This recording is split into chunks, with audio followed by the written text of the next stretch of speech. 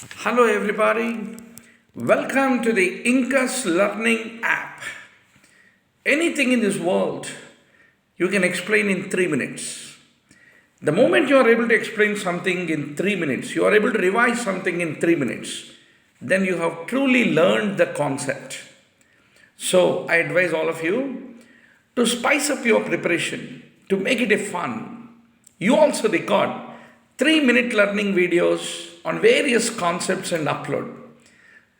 Everybody will share, like it, become your fan, follower. There's a lot of fun in learning. Today I'm going to make you the champion in diastolic murmurs.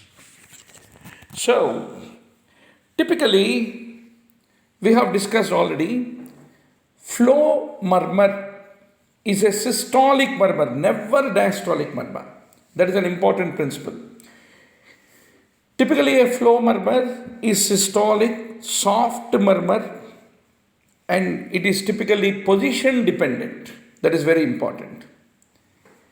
Whereas diastolic murmur, it is always abnormal. If there is a diastolic murmur, it is always associated with a structural problem. But systolic murmur can be functional murmur and a flow murmur is what you should remember. Now, diastolic murmur, it can occur because of aortic regurgitation or it can be due to mitral stenosis. Very simple. When will aortic regurgitation occur?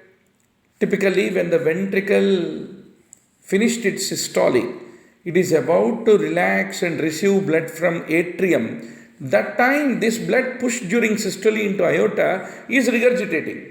So that is the reason aortic regurgitation murmur is diastolic. Similarly, mitral stenosis. Whenever the ventricle is undergoing diastole, blood is flowing from atria into the ventricle. If there is any impedance to that, because of this mitral stenosis, it leads to diastolic murmur. So, aortic regurgitation is a early decrescendo murmur, diastolic murmur, early decrescendo murmur. Whereas mitral stenosis is a mid-diastolic to late diastolic murmur and it is a low-pitched murmur is what you have to remember. Because it is low-pitched, it has a high amplitude. That is the reason a high amplitude murmur can be better seen with a bell of the diaphragm. So, better heard with the bell of the